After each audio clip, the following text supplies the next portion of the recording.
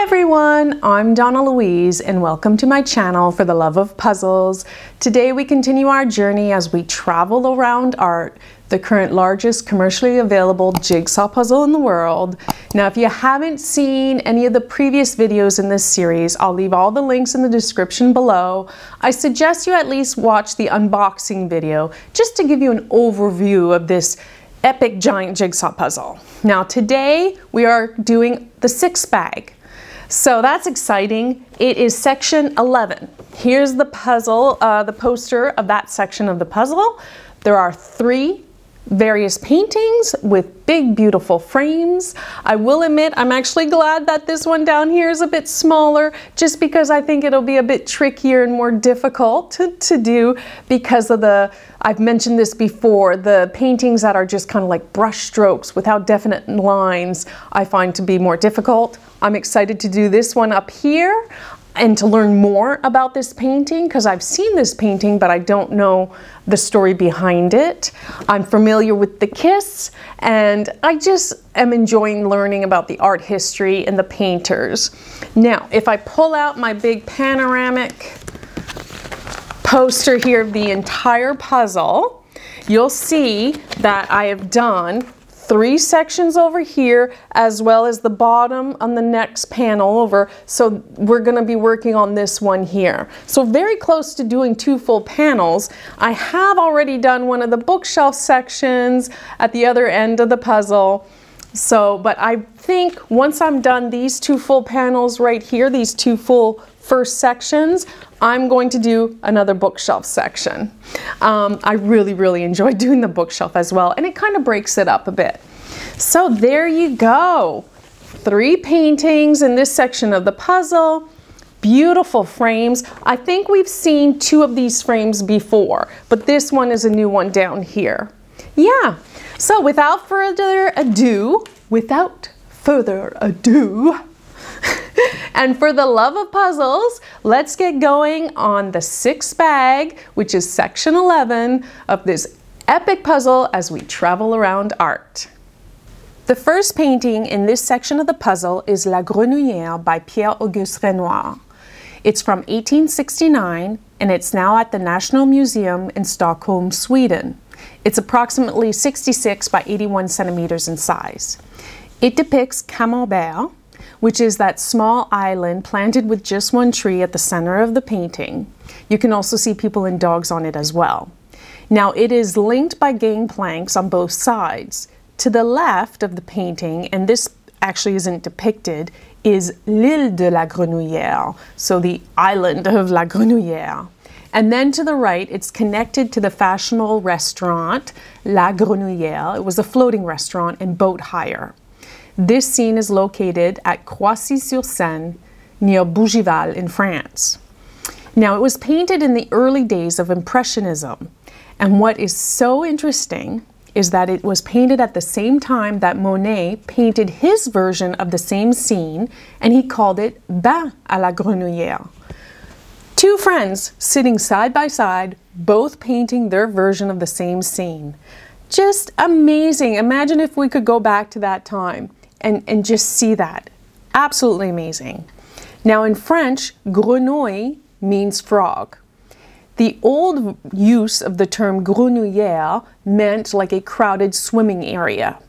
Today, grenouillère, the modern definition for that word, is I guess a baby onesie. Probably because when a child is learning how to crawl and if they're wearing a onesie, they probably look a little bit like a frog. So yeah, often the 2 paintings kind of get mixed up as to who painted which one. But there's La Grenouillère, and some actually refer to Monet's version of the painting as La Grenouillère as well. But I've seen it more specifically as Bain à la Grenouillère. So there you go, that's the first painting in this section of the puzzle. The second painting in this section of the puzzle is La Primavera, which translates to spring in English, by Giuseppe Arcimboldo.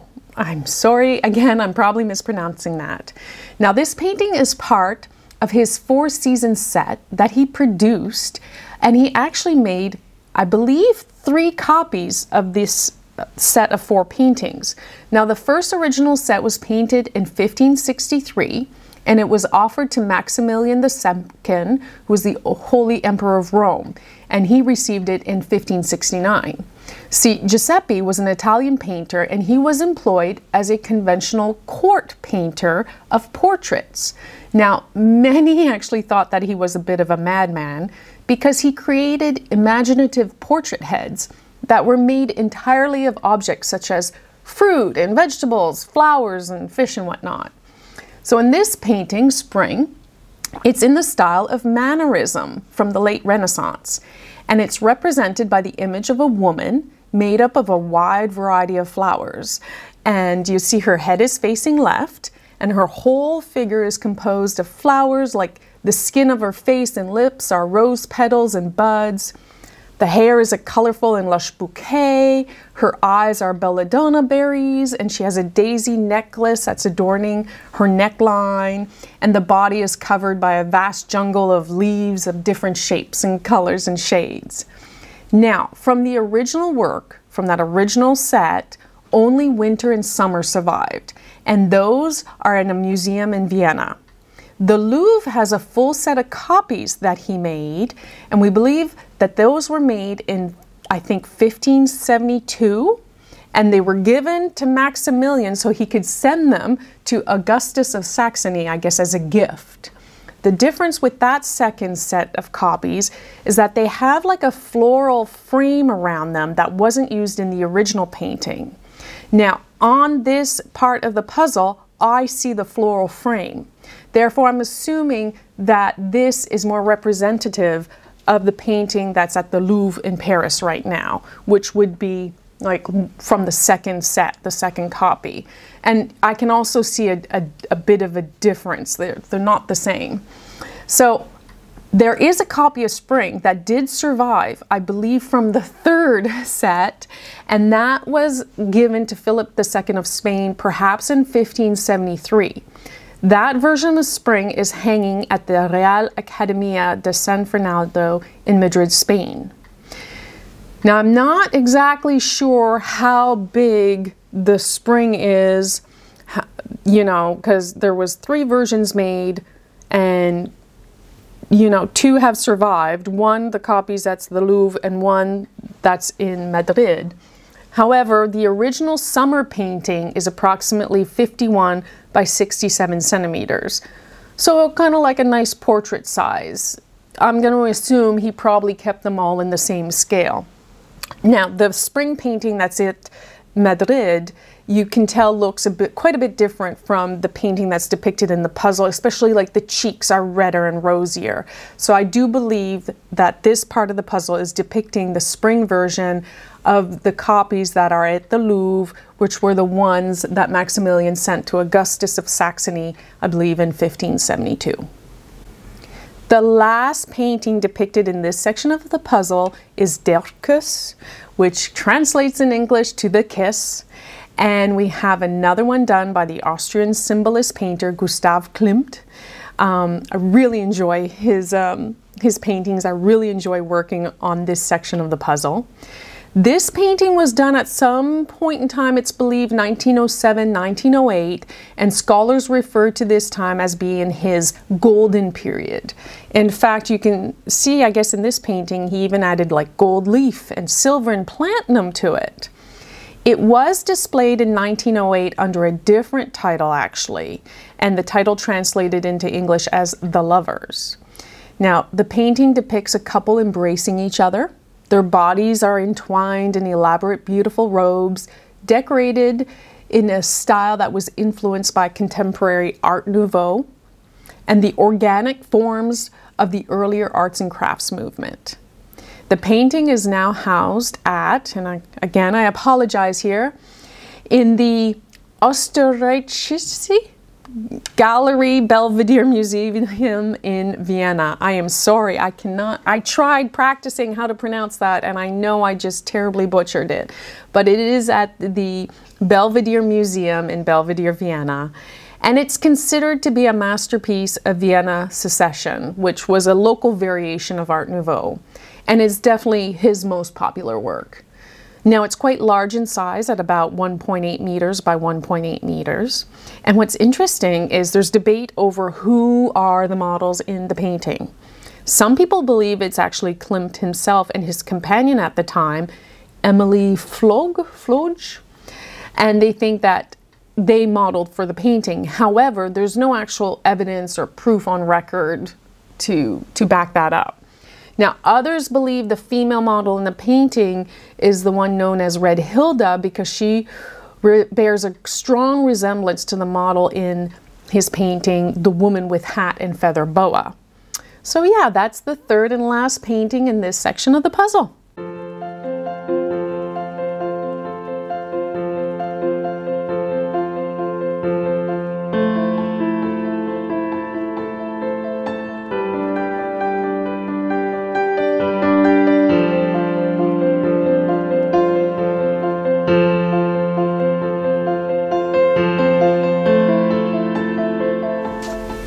And another section of the puzzle is done. I really enjoyed this section because all the paintings were quite different. Now I have my notes again, apologies if I look down. So first of all, I love the frames. This was a new frame here, very ornate, very interesting. These two frames I believe I've seen before, so nice. I did send a message to Grafika and I asked them how many different frames there are in total in the puzzle. I haven't heard back from them yet. I realize they're quite busy. Hopefully they'll get back to me. If not, I'll try to take all the posters that I have and compare them and see if I can determine approximately how many different frames there are. But this was definitely a new frame down here on the Renoir painting. So very nice. So let's see. It took me 12 hours and 50 minutes, but it wasn't difficult. So it nearly took me 13 hours. Based on the time, you would think, oh, it's a medium, but it's like an easy medium. You know, it just took a bit of time, but it wasn't difficult at all, and it was very much enjoyable. I was worried about these background pieces, that they'd be quite tricky, but actually, they had so much different color and shading on them. First of all, down the section here, you can maybe see a bit better in the photos now that there is a design and it pops. And also, I should have mentioned earlier that around the frames, there's like shading as if there's a shadow from the frame on the wall, which is really nice. So that made it easy for all those pieces to go in. So actually those background pieces, although, you know, again, I left quite a few for the end, it didn't feel that it drug on or was too difficult. Now, if you remember in the last section, I spoke about a pattern, a repetitive pattern.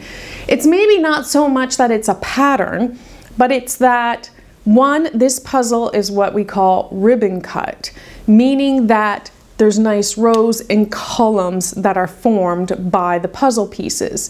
So having that in mind, I'm able to figure out more easily which way and which direction pieces go. So maybe it is somewhat of a pattern, but it's also getting familiar with the pieces. No, it's not that I'm memorizing which piece goes where, because it is the same cut section to section, but it's more the familiarity with the puzzle, knowing it's a ribbon cut, learning as I go. I just feel that every section of the puzzle feels a bit easier when it comes to doing those background pieces than the last one. The only one that I really felt was difficult was that second section, and that was the first section that I had a lot of background pieces to deal with. All that being said, the next section of the puzzle just has two paintings, quite a bit of background, I think. Stay tuned, because we'll see what I think of it then.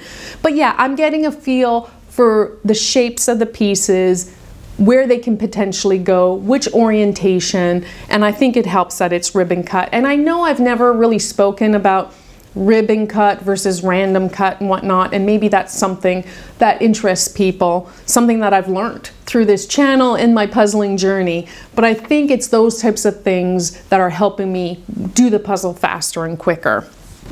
Oh, yeah, technically, I've now finished 2/9 of the puzzle.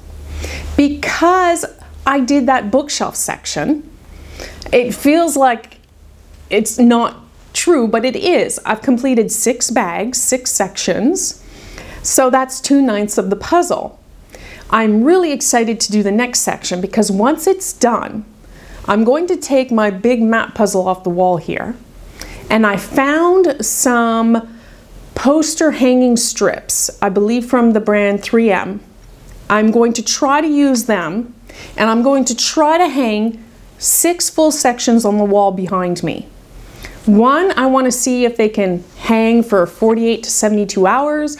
I want to see if they remove the paint once I try to take them off, if they destroy the back of the puzzle. All the puzzles here are taped in the back with duct tape, so it won't ruin the pieces, but will it, you know, make the duct tape all messy? So I'm excited to do that. But technically, I have done 2/9 of the puzzle. I'm getting there. It's, you know, it's moving along, and putting it, displaying it on the floor in the garage is just, it's beautiful. I'm really loving it, and it's huge. I had my husband's help this time. He helped me move all the sofas in there. I had to vacuum because that is the doggy playroom. Get as much dog hair off the floor as I could. He was actually, and he's tall, he's like 6 foot, 6'1". He was standing on a step stool, holding the camera at the end of a long tripod, bracing it up against the ceiling of the garage. I had the remote, and my camera has a little display screen that we can flip. I'm standing at the other end, and I'm telling him, tilt it this way, tilt it that way, and he's struggling to try to hold this up above his head. And I'm taking as many pictures with the remote as fast as I could to try to get it all in view. Whew. So I know the photo that I showed looks somewhat slanted, but hey people, it's the best we could do, because just putting those 5 sections down on the floor, I loved it. I felt so proud. So I was like, this is amazing. And I can't wait to put it up on the wall. So that's going to be exciting. Oh my goodness. But I don't have too much more to say besides that. I know it looks like I have a lot of notes here, but basically I'm just loving this puzzle and everything about it. I know I've mentioned a few negatives or criticisms, but really overall, amazing. Worth every penny. Loving it, loving it, loving it. Oh, yes, I love learning about the history and the artists, the painters. I absolutely love this frame. I'm excited to do the next section just because it'll really feel like I've done 2 full complete panels, if you want to say. We could say there's 27 sections made up of 9 panels. And I can't wait to have, you know, that up on the wall and to see what it looks like. I hope it stays on the wall. My husband was like, what if it falls off and pieces get damaged? I said, well, I gotta test it out somehow. So the reason why I'm using this wall too is because the dogs, nobody walks along that wall. It'll be protected because I'll move my table back and block it off. But yeah, there you go. Another section of the puzzle done. Loved it, absolutely loved this painting. Loved learning about Giuseppe and his work. He is a painter featured in the next section, as well as Leonardo da Vinci with the Mona Lisa. Very, very worried about doing that. Whenever I see comments of people who are doing jigsaw puzzles of the Mona Lisa, so much black, so much dark, and it's so difficult and takes so long. So I'm worried that that next section is going to take quite a bit longer. So this was 12 hours, 50 minutes. I think that one I may end up classifying as a more medium hard, you know, hardish section, and probably going to be up there in the 14 to 16 hour section time frame. That's my prediction. We'll see how it goes. But once again, thank you so much for being here. I really appreciate it. At the time of filming this video, I just unlocked my community tab on my YouTube channel, which is so nice because now I can start putting up quick posts and sneak peeks for upcoming videos, as well as polls. So you're gonna have to help me decide, you know, what puzzle to do next kind of thing. So please check out the community tab if you haven't already.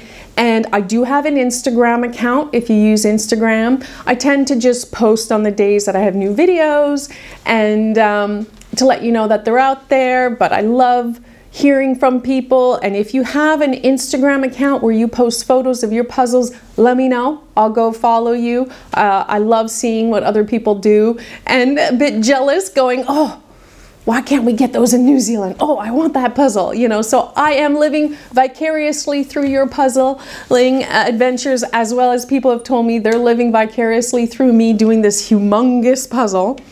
So again, for the love of puzzles, oh, I just hope you enjoy my videos. I really appreciate you being here. Please consider subscribing, and until next time.